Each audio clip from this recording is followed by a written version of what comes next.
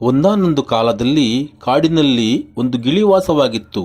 ಅದಕ್ಕೆ ಒಂದು ಅಭ್ಯಾಸವಿತ್ತು, ಸುಳ್ಳೇಳುವುದು. ಹೇಯ್, ಇವತ್ತು ನಾನು ಏನ್ ತಿಂದೆ ಗೊತ್ತಾ? ಒಂದು ಭರ್ಜರಿ ಊಟ. ಎಷ್ಟೊಂದು ವಿಧ ವಿಧವಾದ ಸ್ವೀಟ್ಗಳಿದ್ವು. ಅದು ಒಂದು ದೊಡ್ಡ ಪಾರ್ಟಿ ಆಗಿತ್ತು ಗೊತ್ತಾ?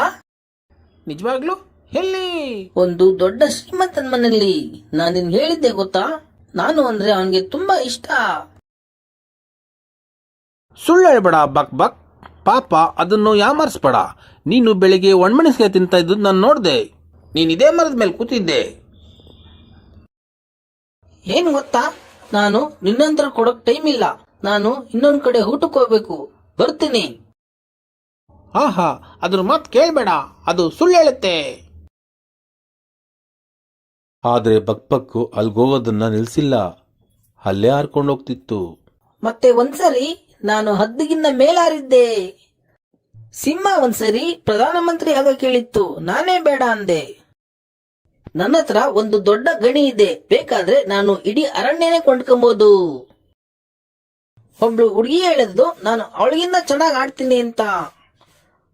ಒಂದು ದಿನ ಆ ಪಾರಿವಾಳ ಆ ಕಾಡಿನ ಭಾಗಕ್ಕೆ ಬಂತು.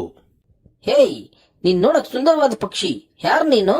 ಧನ್ಯವಾದ, ನಾನು ಪಾರಿವಾಳ ಏನನ್ನು ಹುಡುಕುತ್ತಿದ್ದೇನೆ. ಹೋ ಕಾಗೆ, ಗರುಡ, ಬಕ್ ಬಕ್ ಎಲ್ಲ ಬನ್ನಿ ಇಲ್ಲಿ.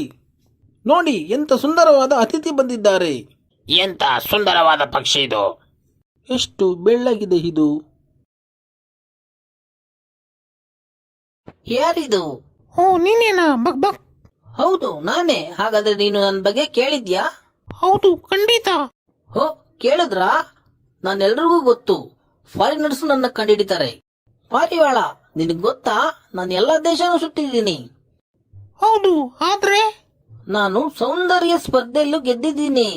ತುಂಬಾ ಒಳ್ಳೇದು. ಆದ್ರೆ ನಾನೀಗ ಇಡೀ ಕಾಡಲ್ಲೇ ನಾನು ಅತ್ಯಂತ ಶ್ರೀಮಂತವಾದ ಪಕ್ಷಿ ಗೊತ್ತಾ? ಆದ್ರೆ ನೀನು ಕೆಳಗ್ ಬಾ ಪಾರಿವಾಳ, ವಾಪಸ್ ಬಾ. ಇದು ಒಳ್ಳೆ ಉಪಾಯವಲ್ಲ. ಈಗಾಗ್ಲೇ ಅವನ ಹತ್ರ ಎಲ್ಲ ಇದೆ. ಹೋ, ಯಾವ್ದ್ರ ಬಗ್ಗೆ ಅದು? ಅದನ್ನೇ ನಾನು ಅವಾಗಿಂದ ಹೇಳಕ್ ಹೊರಟದ್ದು. ನಾನು ರಾಜನ ಸೇವಕ. ರಾಜ ನೀವೆಲ್ಲ ಅವನ ಅರಮನೆಯಲ್ಲಿರ್ಬೇಕಂತ ಬಯಸ್ತಾನೆ.